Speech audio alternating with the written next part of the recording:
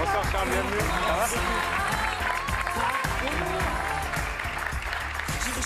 Bonsoir Charles, bonsoir Sophia, voici Lydia, voici une partie de l'équipe et le public. Bienvenue sur le plateau de Quotidien. Charles Doré, 18 ans, benjamin de la saison, éliminé samedi dernier aux portes de la finale. Sur l'échelle de la déception, entre 0 et 10, vous vous situez où Charles? Le seum, il est à 0 ou à 5? Il est à 6, à 1.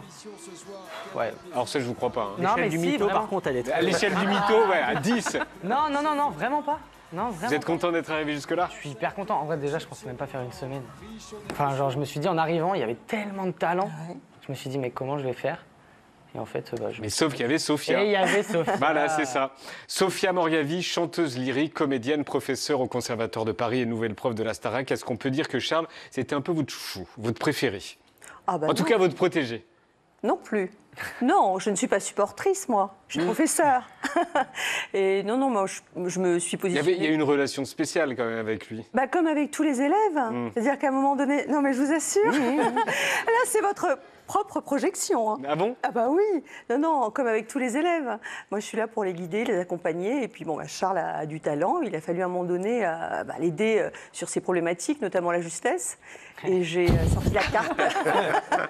problématique. Alors là, Seum à 2, là. Il a... Ça va monter crescendo.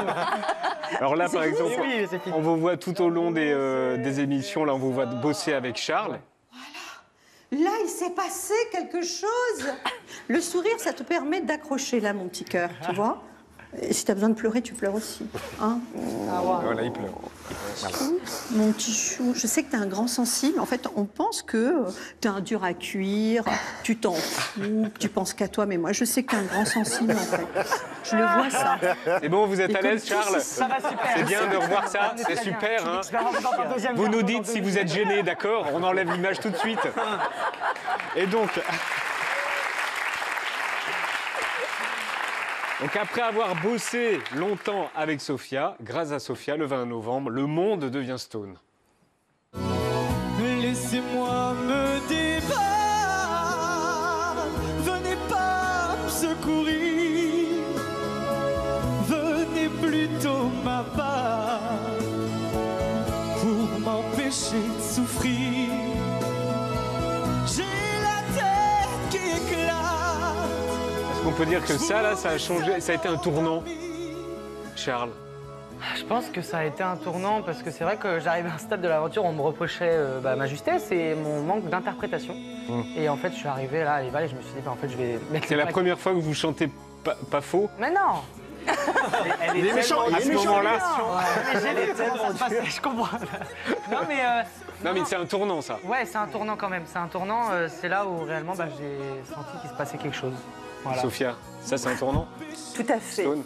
Tout à fait. J'ai été libérée parce qu'on est vraiment en empathie, connecté avec eux lorsqu'ils sont en évaluation. Et puis ils sont tellement en demande. Et lorsque je l'ai entendu enfin placer sa voix dans le corps et chanter juste, ça m'a juste procuré beaucoup de fierté et de bonheur. Ouais. Alors tout ça pour aboutir donc le 13 décembre et ça.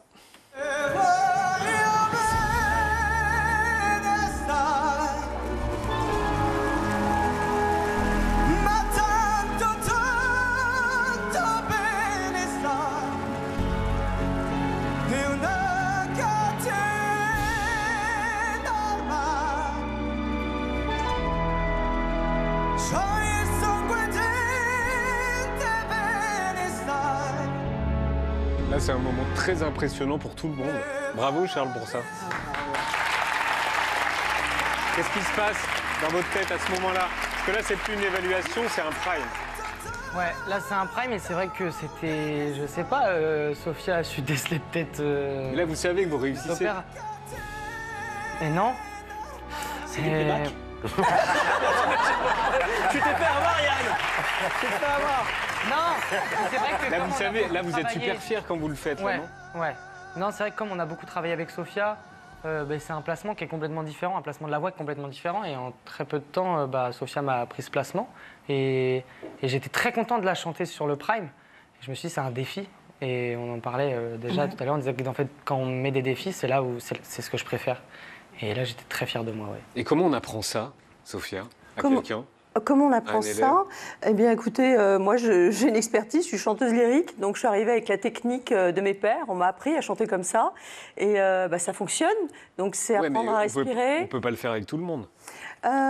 Cette technique-là, oui, on peut l'appliquer à toute forme de voix, de style.